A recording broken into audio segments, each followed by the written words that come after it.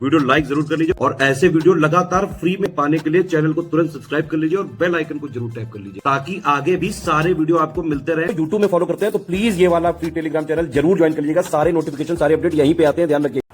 Hello everyone, welcome to study for civil services. I am Ichha Mishra और इस video series में हम बात कर रहे हैं यूपी पीसीएस मेंस के मोस्ट इंपॉर्टेंट क्वेश्चंस की। और जीएस 1 के क्वेश्चंस हम कंप्लीट कर चुके हैं। जीएस 2 के क्वेश्चंस हम देख रहे हैं जिसमें हम टॉपिक के हिसाब से टॉपिक के जो भी है सिलेबस में उनको कवर करने का हमने इसमें प्रयास किया है। तो उसी क्रम में आज हम एक क्वेश्चन डिस्कस करेंगे। ये बाइलिंगुअल सीरीज़ है, अगर आप हिंदी मीडियम के हों या इंग्लिश मीडियम के, दोनों लोग ही इससे बेनिफिट ले सकते हैं। एंड इसको स्टार्ट करने से पहले मैं आपको बताना चाहूँगी कि आप हमारे पेड कोर्सेज से जुड़ सकते हैं जो UPPSC, BPSC, UPPSC, UP triple SC, HCS, RO और अन्य बाकी एग्ज़ाम्स के लिए भी अवेलेबल हैं, जिनकी जानकारी आपको गिवन नंबर्स पर मिल जाएगी। साथ में अगर आपने अभी तक हमारे फ्री टेलीग्राम चैनल को नहीं ज्वाइन किया है तो इसे जल्द से जल्द ज्वाइन कर लीजिएगा ताकि चैनल के संबंध में कोई भी अपडेट आप तक आसानी से पहुंच सके। तो आइए क्वेश्चन देख लेते हैं। क्वेश्चन क्या है? क्वेश्चन दिया हुआ है, देखिए क्वेश्चन थोड़ा लंबा है तो पढ़ लेते हैं एक बार पहले। वैश्विक स्तर पर एक अग्रणी शक्ति बनने की जो भारत की इच्छा है, इसको देखते हुए वांछित परिणाम प्राप्त करने की इसकी क्षमता और अंतर्राष्ट्रीय क्षेत्र में उभरते हुए जो भी मुद्दे हैं इनको संबोधित करने की इसकी जो तैयारी है, इसका आकलन करना है। एक बार इंग्लिश में भी देख लेते हैं। In view of India's quest to become a leading power globally, assess its potential to achieve desired outcomes and preparedness to address the emerging issues in the international arena। तो कुल मिलाकर क्वेश्चन में क्या कहा जा रहा है? क्वेश्चन में कहा जा रहा है कि भारत जो है ये एक वैश्विक स्तर पर एक अग्रणी शक्ति बनने की इच्छा रखता है। इसको देखते हुए हम वांछित परिणाम यानी कि एक शक्ति बनने के लिए, एक अग्रणी शक्ति बनने के लिए हम इसकी क्षमता और अंतर्राष्ट्रीय क्षेत्र में जो भी मुद्दे हमको दिखाई दे रहे हैं इनको संबोधित करते हुए हमको बताना है कि भारत की तैयारी कैसी है। ठीक है, तो कुल मिलाकर इसका हमको आकलन करना है। तो इसको हम पहले कैसे बताएंगे? इंट्रोडक्शन वाले पार्ट में हम क्या लिख सकते हैं? इंट्रोडक्शन में हम बताएंगे कि कैसे भारत की ये जो एक अग्रणी शक्ति यानी कि एक लीडिंग पावर बनने की जो ये इच्छा है, इसके बारे में थोड़ा सा विस्तार से बताएंगे।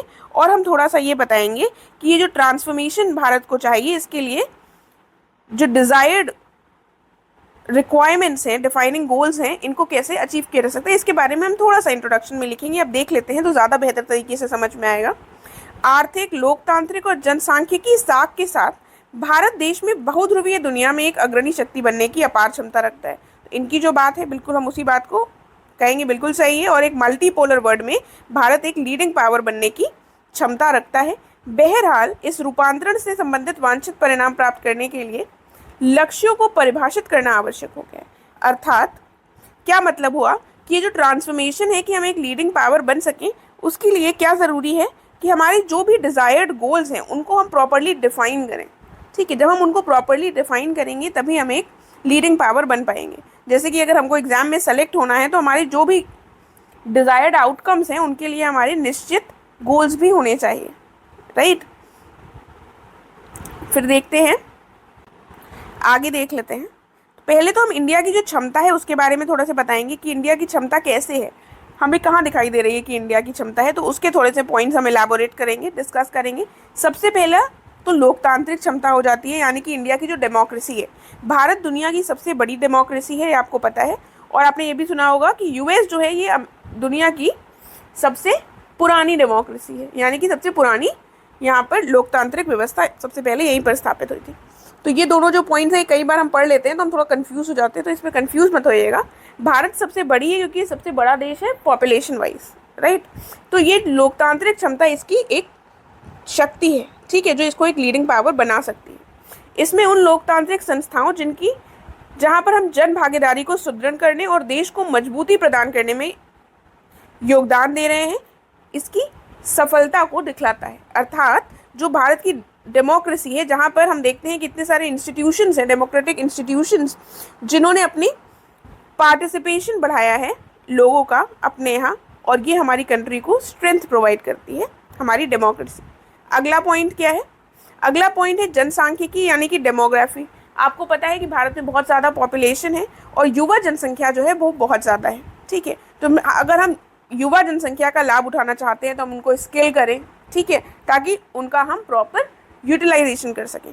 तो ये भी एक इंडिया के लिए एक पोटेंशियल है लीडिंग पावर बनने का। युवा जनसंख्या का अधिक होना देश के लिए अतिरिक्त लाभ है। कुशल जो जनशक्ति होगी, यानी कि जो स्किल्ड मैन पावर होगी, वो एक मजबूत राष्ट्र के निर्माण में सहायक हो सकती है। तभी कहा जाता है कि जो हमारी मैन पावर है उसको हम स्किल करें। अगर हम उसको स्किल प्रोवाइड नहीं करेंगे तो वो हमारा जो हमें एक मौका मिला है अपने आप को एक लीडिंग पावर बनाने का, वो हम खो देंगे, क्योंकि हमारी जो जनसंख्या है वो हमारे लिए यूज़फुल ना होकर हमारे लिए बोझा बन सकती है। अगला पॉइंट क्या है? डायस्पोरा। आपको पता है भारतीय लोग जो है वो दुनिया में हर जगह फैले हुए हैं। तो भारतीय दुनिया भर में बड़ी संख्या में रहते हैं और इस प्रकार विश्व स्तर पर भारत की जो छवि है उसको रिप्रेजेंट करते हैं। तो ये भी एक इंडिया का अच्छा पोटेंशियल हमें इसमें दिखाई देता है। उसके बाद क्या है? अर्थव्यवस्था। आप देख रहे हैं कि वैश्विक मंदी के बावजूद भारतीय अर्थव्यवस्था जो है वो काफ़ी रिजिलियंट है और अपने आप को कंपैरेटिवली दूसरे देशों की तुलना में संभाले हुए है और हम प्रोग्रेस कर रहे हैं, जहाँ पर दूसरे जो बड़े बड़े देश हैं उसमें रिसेशन आ गया है, राइट। तो ये हमने देखा कि भारत का पोटेंशियल कहाँ कहाँ पर है। कुछ पॉइंट्स हमने डिस्कस कर लिए। ये हमें ध्यान करना है कि ये सिर्फ क्वेश्चन का एक भाग है, ऐसा ना हो हम इसी को पूरा इसी में और पोटेंशियल बताते रहें तो वो हमारा स्पेस ख़त्म कर देगा और हम बाकी चीज़ों को एड्रेस नहीं कर पाएंगे। उसके बाद हम क्या बताएंगे? हालांकि अंतर्राष्ट्रीय क्षेत्र में कई ऐसे उभरते हुए मुद्दे हैं जिन पर ध्यान देने की आवश्यकता है, यानी कि कई सारे इमर्जिंग इश्यूज़ हैं जिनको हम यहाँ पर डिस्कस करेंगे। तो कौन कौन से इश्यूज़ हैं? सबसे पहला जो इशू है वो हो जाता है जलवायु परिवर्तन, ठीक है। इसके चक्कर में क्या है? आर्थिक विकास को खतरे में डाले बिना सतत विकास पर ध्यान देने की आवश्यकता है, क्योंकि क्लाइमेट चेंज बहुत बड़ी समस्या के रूप में दिखाई दे रहा है। अगला क्या है इमर्जिंग इशू भारत के समक्ष? पश्चिम और रूस के साथ जो संबंध है उनको संतुलित करना, ठीक है, क्योंकि इंडिया ने हमेशा नॉन अलाइनमेंट का साथ दिया है, लेकिन कहीं ना कहीं हमने देखा कि हम कोल्ड वॉर के समय पर रशिया के साइड पर हो गए थे, अर्थात सोवियत यूनियन के साइड हो गए थे। देखिए थोड़ा आप लोग को गंदा हो जाती है तो मैं हटा देती हूँ ताकि आपको दिखता रहे प्रॉपरली। तो फिलहाल जो कंडीशंस हैं उसमें इंडिया का थोड़ा वेस्ट की तरफ झुकाव दिखाई दे रहा है। तो यहाँ पर भारत के लिए इम्पॉर्टेंट हो जाता है कि वो संतुलन जो है, बैलेंस जो है उसको बनाए रखे और साथ में ये भी ध्यान रखें कि जो चीन की आक्रामक रणनीतियाँ हैं उनसे भी निपटा जा सके, ठीक है। ये इमर्जिंग इश्यूज में आ गया। अगला इमर्जिंग इशू क्या हो जाएगा कि रोहिंग्या संकट जैसे जो ह्यूमैनिटेरियन जो इश्यूज होते हैं उनको भी भारत को एड्रेस करना है, राइट। रोहिंग्या कौन थे? जो म्यांमार से लोग आ गए थे भारत में माइग्रेट कर और बांग्लादेश में माइग्रेट कर, तो ये काफ़ी ज़्यादा चर्चा का विषय रहा था। तो ऐसे ह्यूमैनिटेरियन मुद्दों को भारत को अच्छे से डील करने की ज़रूरत है। अगला क्या है? बदलते भू राजनीतिक परिवेश में ऊर्जा सुरक्षा। एनर्जी सिक्योरिटी एक बहुत बड़ा मेजर कंसर्न बना हुआ है। तो ये भी एक भारत के समक्ष इमर्जिंग इशू के रूप में दिखाई दे रहा है, क्योंकि एनर्जी के बगैर, जब तक एनर्जी सिक्योरिटी नहीं होगी तब तक कोई भी राष्ट्र एक लीडिंग पावर नहीं बन सकता। अगर आपने रिसेंटली न्यूज़ देखी हो तो चाइना जो है, आपको पता है कि एक one of the largest economies है और इसकी भी निर्भरता दूसरे देशों पर है एनर्जी रिक्वायरमेंट के लिए। तो चाइना के द्वारा क्या किया गया है, एक 10,000 मीटर्स ज़मीन के अंदर उन्होंने होल किया है ताकि वो वहाँ से एनर्जी फॉसिल फ्यूल्स को एक्सट्रैक्ट कर सके जो, और अपनी जो एनर्जी रिक्वायरमेंट्स हैं उनके लिए जो दूसरे देशों पर डिपेंडेंस है उसको कम कर आत्मनिर्भर बन सके पूरी तरीके से, ताकि चाहे दुनिया में कुछ भी हो जाए चाइना की एनर्जी रिक्वायरमेंट्स पर कोई फ़र्क ना पड़े। तो समझ रहे चाइना कितना ज़्यादा आगे की सोचता है और कितना ज़्यादा आगे बढ़कर ये जो टेक्नोलॉजी है इतना डेवलप करना कि ज़मीन के अंदर से फॉसिल फ्यूल्स गेन कर इतना गड्ढा खोद कर वहाँ से गेन कर बस अपनी जो सिक्योरिटी है और अपनी पावर को इंक्रीज़ करने का निरंतर प्रयास कर रहा है, राइट। तो ये एक न्यूज़ में था तो मैंने डिस्कस कर लिया। फिर हम देखते हैं इंडिया की जो प्रिपेयर्डनेस है इसको हम कैसे देख सकते हैं। भारत की जो तैयारियां हैं इनका हम कैसे आकलन करेंगे। तो निम्नलिखित के आधार पर हम इस भारत की तैयारियों का आकलन कर सकते हैं। सबसे पहला यूएनएससी यानी कि यूनाइटेड नेशन सिक्योरिटी काउंसिल और एनएसजी अर्थात न्यूक्लियर सप्लायर्स ग्रुप जैसे जो ऑर्गेनाइजेशन है इनमें सदस्यता के लिए भारत निरंतर प्रयास कर रहा है, जो हमें दिखाता है कि भारत की प्रिपेयर्डनेस कितनी है।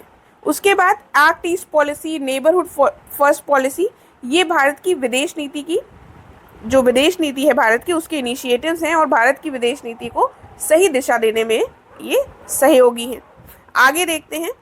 आगे है ज़रूरतमंद जो लोग होते हैं उनके लिए देश की सक्रिय भागीदारी। उदाहरण के लिए भारत विनाशकारी भूकंप के बाद तुर्की की मदद करने वाले शुरुआती देशों में से एक था। तो जब टर्की में आया, आपने देखा होगा तुर्की जिसको बोला जाता है, जब वहाँ पर भूकंप आया तो भारत ने सबसे पहले मदद का हाथ बढ़ाया था, जबकि जो तुर्की है वो हमारा इतना फ्रेंडली नेशन नहीं है, ठीक है, वो अक्सर पाकिस्तान का सपोर्ट करता हुआ हमको दिखाई देता है। लेकिन ये जो भारत का प्रोएक्टिव पार्टिसिपेशन था, ये हमारी तैयारी को दर्शाता है और ये भारत की एक फॉरेन पॉलिसी का भी एक अच्छा स्टेप है। अगला क्या है, भारत की जो सॉफ्ट पावर है, सॉफ्ट पावर में क्या आ जाता है, जो योगा भारत का, बॉलीवुड इंडस्ट्री, जो हमारे डायस्पोरा पूरे विश्व में फैला हुआ है, ये सारी हमारी सॉफ्ट पावर के अंतर्गत आती है। ये सब पूरे दुनिया भर में इसका व्यापक प्रभाव है, राइट। तो ये भी हमारे लिए जो हमारा पॉइंट है, हमारी तैयारियों के आकलन को हम इन रूप में, इन पॉइंट्स के रूप में देख सकते हैं, राइट। तो अब हम इसको एंड कैसे करेंगे आंसर को, ये देखिए थोड़ा डिफरेंट क्वेश्चन था, थोड़ा डिफिकल्ट भी था, थोड़ा घुमा फिरा के इसमें पूछा गया था, तो हमें सारी चीज़ों को थोड़े थोड़े पॉइंट्स में एड्रेस करना है। फिर हम कंक्लूड करेंगे कि भले ही भारत में एक अग्रणी शक्ति बनने की क्षमता है, किंतु देश को ये सुनिश्चित करना होगा कि वे जो घरेलू ज़रूरतें हैं उनको पूरा करने के साथ साथ जो भी बदलती भू राजनीतिक परिस्थितियाँ हैं, यानी कि जियो पॉलिटिकल सर्कमस्टांसेस हैं, उनके अनुकूल अपने आप को बना सके। तो कुल मिलाकर हमने एक बैलेंस दिया है। अपना कंक्लूजन हमने कहा है कि भारत के अंतर्गत भारत के पास लीडिंग पावर बनने की बिल्कुल क्षमता है, लेकिन उसको ये इंश्योर करना चाहिए कि हमारी जो डोमेस्टिक नीड्स हैं, हमारे देश के अंदर, हमारे जो देश के भीतर जो ज़रूरतें हैं, उनको भी पूरा किया जा सके। ऐसा ना हो कि हम उनको दरकिनार करके केवल जियो पॉलिटिकल सर्कमस्टांसेस और जियो पॉलिटिकल जो भी बदलाव हो रहे हैं उन्हीं के चक्करों में बस उलझे रहें और हमारी डोमेस्टिक ज़रूरतें पूरी ना हो सके। तो दोनों चीज़ों के बीच में बैलेंस बढ़ाते हुए भारत को बढ़ना है। तो भारत के पास जो पोटेंशियल है एक लीडिंग पावर बनने का, तो वो डेफिनेटली उसको अचीव कर सकेगा, राइट। तो आई होप आपको समझ में आ गया होगा। अगर नहीं समझ में आया तो फिर से एक बार क्वेश्चन को स्क्रॉल कर फिर से समझ के देखने का प्रयास कीजिएगा, ज़रूर समझ में आएगा। अगर तब भी ना आए तो आप मुझसे पूछ सकते हैं। अब हम मिलेंगे नेक्स्ट वीडियो में। Thank you so much.